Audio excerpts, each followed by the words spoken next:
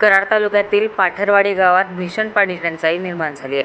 40 वर्षापूर्वीची पाणी योजना जीर्ण झाली असून नवीन योजना अद्याप अपूर्ण असल्याने गावचा पाणी पुरवठा पूर्णपणे ठप्प झाला आहे.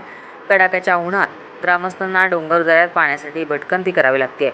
सामाजिक कार्यकर्ते सुनील बामणे यांनी स्वखर्चातून टँकरद्वारे पाणी पुरवठा सुरू केला असला तरी जनावरांचेही पाण्याअभावी हाल होत आहेत. मात्र प्रशासनाकडून अद्याप ठोस उपाययोजना करण्यात आलेली नाही. याबाबत पाहुयात विशेष रिपोर्ट.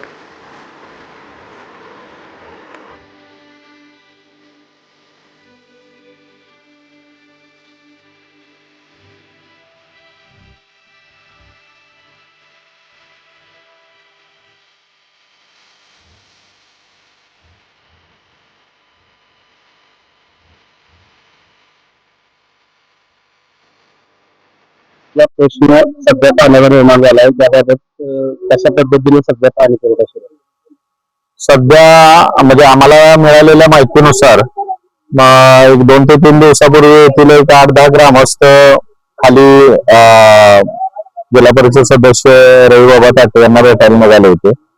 तर मध्येच आपले सुनीलदादा बामणे यांच्या ऑफिसमध्ये आम्ही बसलेलो असताना आम्हाला त्यांनी सांगितलं की म्हणजे पाठरवाडीमध्ये आता सध्या गेले 8 दिवस झाले त्यांना पाण्यासाठी काय संघर्ष करावा लागतो किंवा त्यांना काय त्रास निर्माण झालेला आहे. त्याच्यातून आम्ही जरा रात्री उशिराची वेळ होती, प्रशासनातील लोकांशी संपर्क करण्याचा प्रयत्न केला. माननीय आपले रविबाबा असतील किंवा जिल्हा परिषदेचे उपाध्यक्ष राजूभाई भोसलेंना मी स्वतः फोन केल्यानंतर राजूभाई म्हणले की उद्या आपण ह्याच्यावर काय मार्ग निघतोय का बघूया.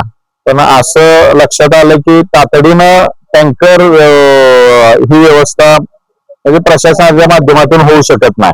आता ह्यांचा हा जे काय नव्यानं जलजीवनची पाणी पुरवठ्याची जी स्कीम झालेली आहे तर त्या स्कीम मध्ये काही तांत्रिक अडचणी निर्माण झाल्यामुळे ती रन होण्यास किंवा चालू होण्यास त्याचा आउटपुट निघण्यास जरा विलंब होत आहे. तर त्या दरम्यान लोकांना होणारा त्रास कमी व्हावा आणि लोकांना सहकार्य व्हावं, लोकांचा असेल त्यांची जनावर असतील किंवा हा सगळा त्रास कमी व्हावा तसं भावनेनं मान्य सुनीलदादा बामणे आणि आम्ही एक विचार विनिमय केला. तिथे त्यावेळेला देशाचे सरपंच प्रदीप शिंदे होते. मग प्रत्येकाने एक जबाबदारी घेऊन आम्ही पाणी पुरवठा गावासाठी करण्याचा एक निर्धार घेतला. त्यात आग्रही भूमिका आमचे मित्र मान्य सुनीलदादा बामणे यांनी घेतली आणि त्यांच्या ह्याच्यामुळे आम्ही जे काय सद्भावनेनं लोकांना मदतीसाठी एक पाऊल उचललंय आणि बघूया आता किती वेळ होते किंवा किती वेळ लागेल ही नवीन योजना बघू. त्यानंतर काल सुद्धा आम्ही बीडीओची बैठक घेतली. त्यावेळेला इथले अभियंता वगैरे काल दिवसभर काहीतरी काम चालू होतं. 2-3 ठिकाणी काहीतरी बेंचचे प्रॉब्लेम आहेत त्यामुळं पाणी निघत नाही वर. ते सॉल्व्ह होईपर्यंत आपला आम्ही निर्णय घेतलेला आहे आणि लोकांची गैरसोय टाळण्याचा आमच्या पद्धतीनं प्रयत्नशील राहण्याचा आम्ही आपला निर्णय घेतलेला आहे. गावाला पाण्याची समस्या निर्माण झाली. आमच्या गावाला पाण्याची समस्या या कारणामुळे झालेली आहे.